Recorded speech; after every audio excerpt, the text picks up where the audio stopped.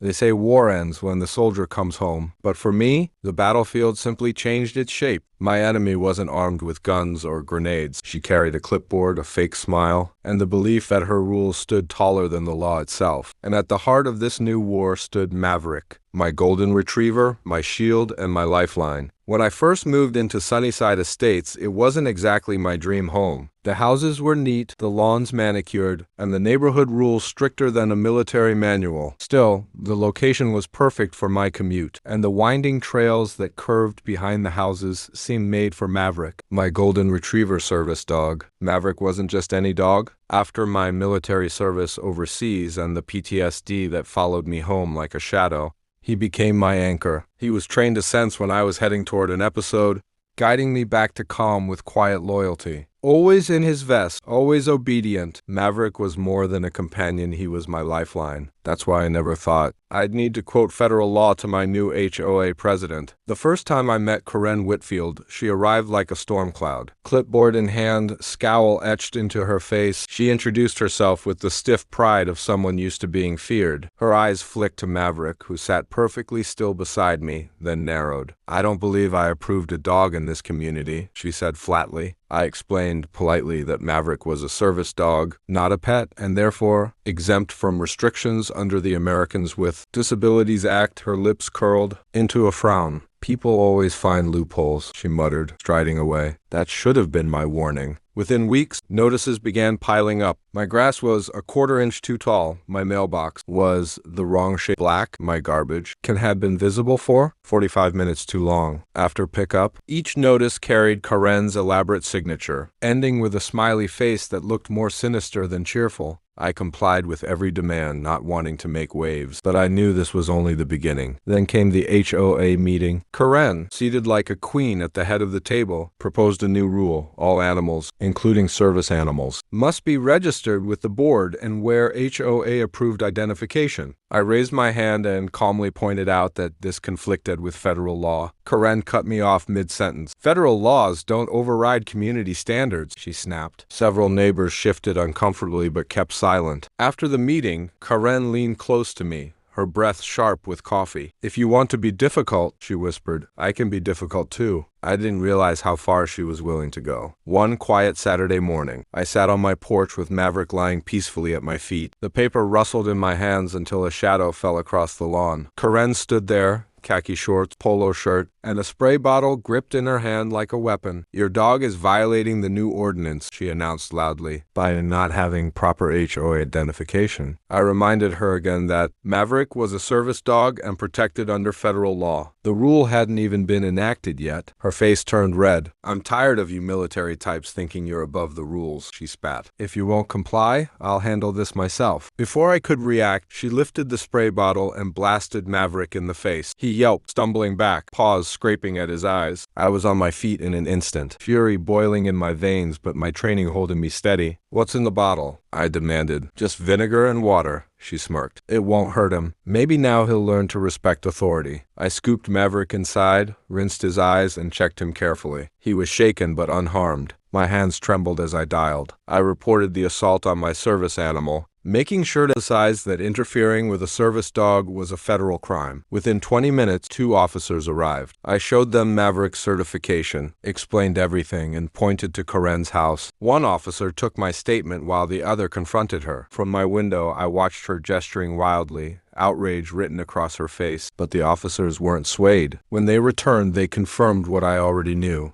Interfering with a service animal is a federal offense, punishable by fines and even jail. On top of that, she had committed animal cruelty under state law. Karen admitted what she had done, trying to justify it as enforcing community standards. The officers placed her under arrest. They asked if I wanted to press charges. "Yes," I said without hesitation. Karen was marched to the squad car in handcuffs, screaming about how she'd have me evicted, how the neighborhood would turn against me. But several neighbors had come outside, watching silently. One whispered, "She's finally gone too far." Another approached me later, apologizing for their silence at the meeting. "We've all been intimidated by her for too long," they admitted. The legal process unfolded quickly. Karen faced charges of interfering with a service animal, animal cruelty and harassment. At her first court appearance, she arrived dressed in designer clothes, flanked by a lawyer who grew paler as the evidence piled up. The judge's tone was sharp, reminding everyone in the room that no community rule could override federal law,